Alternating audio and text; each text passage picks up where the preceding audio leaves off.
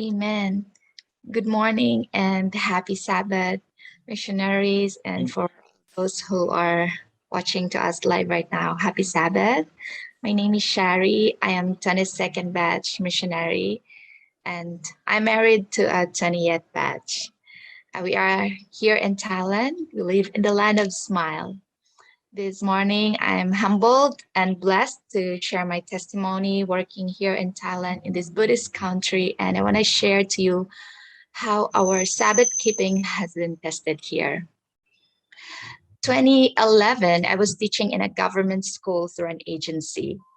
And that year, it floods here in Thailand, and many places were affected. Mostly the outskirts of Bangkok were affected, including the school where I'm teaching.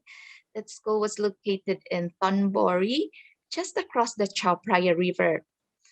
I wasn't able to work for 2 months, so that was October and November 2011. But the good thing, the agency kept giving us our salary.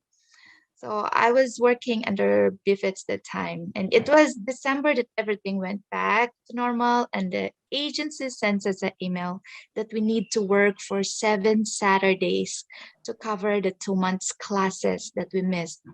Just 7 Saturdays.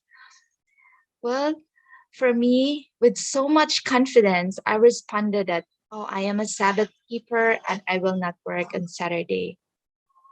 So upon receiving my email, there was I replied more email from the office, but still my decision was firm.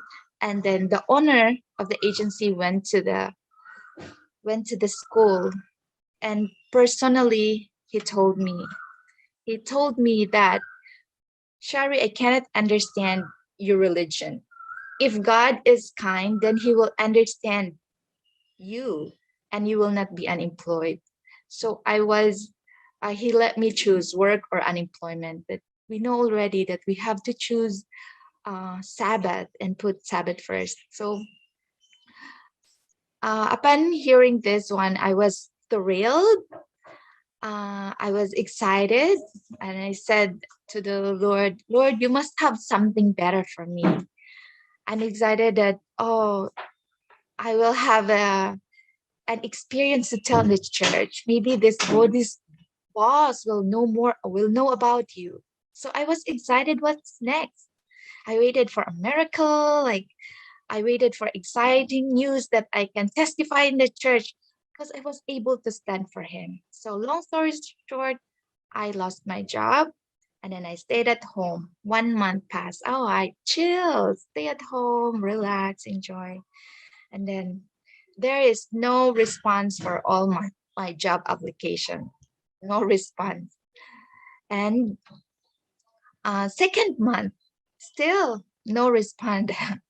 No, I didn't receive any positive response from my job application. And then I started to get anxious because my visa was cut off and we need to move to a cheaper place to live. So we moved to D&D at the time. And then I have to go out to Cambodia every 15 days. So every 15 days, and my husband at the time is just starting here in BIS. So both of us have to go for visa run to Cambodia for every 15 days. But we continue to with our life, and the Lord never failed to provide our needs. But that time, I have enough time studying my Bible, reading books because I stayed at home. Then after 3 months, uh, uh, I was hired as a cover teacher. So I've been covering classes, but just per hour. So third month, fourth month, fifth month, actually it reaches to 1 year of no regular work. I've been waiting for that. And during the time, the confidence of myself died down and makes me realize that even if there is no work waiting for me, I continue and have to obey the law of God, especially the keeping of the Sabbath. I humbly come to the Lord with earnest prayer and pleading that He will provide me a job that I will treasure and mold me to be what He wants me to be until He comes. And after 1 year, I met a fellow missionary. She is 21st batch. You know her, Shari.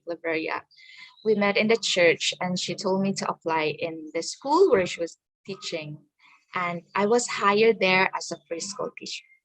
I worked there peacefully for 7 years.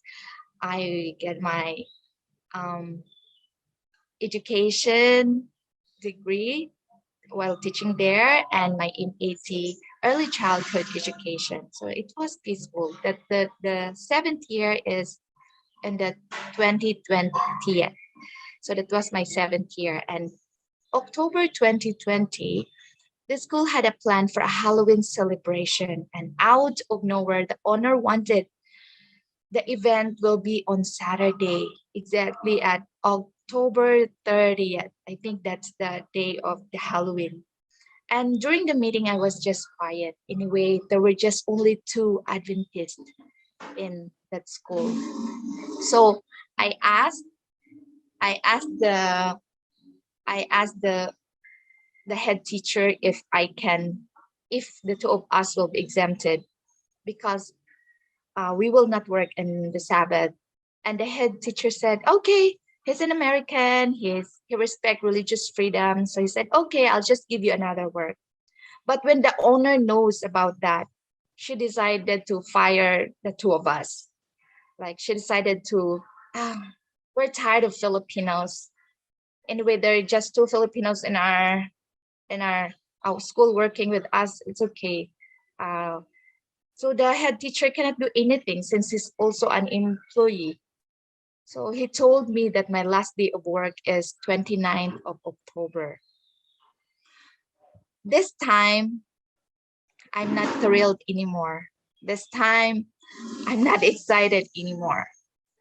I was praying to God. This is the peak of the pandemic. This is the time where borders are closed for visa run. And this is the time that many schools are cutting off staff. This is during online classes. Many the salary are cut off. It is the middle of pandemic, and who would like to hire a 40-year-old teacher? So I not confident. I prayed to the Lord about it. I asked the church to pray for for this because my mom also is a dependent to me in my visa. And if we have to go out for visa run, it's I don't know how we're gonna do it. So we prayed for this. And during my last uh, month of service there, I remained cheerful. I never showed a bitterness that, oh, they already fired me. I just continue my work, still being close with the parents. As if you are a preschool teacher, you work closely with the parents. So I work, continue with my job as with the kids and the parents. So 29th comes. So I was already bringing slowly my stuff. And the head teacher told me, oh, Shari, we cannot find a teacher during this time. It's so impossible. Stay until December 2020. So I stayed there. The church still keep praying for me. What's the Lord's plan? So I already applying for another job that time. But very amazing. My number of students increased during that time. I only have 8 October, but November and December it increased. And then I believe it is an answered prayer. So the head teacher knows that my visa is expiring on December 30th. And he said that, oh, with this number of kids, we will have many angry parents if we will uh, find a new one in the middle of school year. So he asked the liaison officer to renew my visa and my mom's visa. So he told me to stay until the end of the school year. After the end of the school year, the number of students still increased to 15 that they plan to open a new uh, two classes for K1 for the next school year. And and I continue to work there. So the head teacher told me that every time the owner comes to the school, because she comes occasionally, she didn't work and stays there, seeing She said, Shari, see, the owner, when she sees you, she wonders why you are still working with us. Because now I'm the only Filipino who work with them. I told that the head teacher told her that we cannot find a replacement for her and the number of her students are increasing. Shari, I don't know if it's luck, but I know you are praying. So it's 2 years now since they fired me. And this school year, we started with only 3 students last October, but this coming April 18, when we will open uh, go back to work for term 3, I will have 14 students. Um, I'm already fired. I consider myself fired by the owner, but God is our employer. No one can be against him. The Lord of Abraham, Isaac, and Jacob is the same God we are worshiping right now. He will bless the place, He will bless us, He will bless the place where His children are.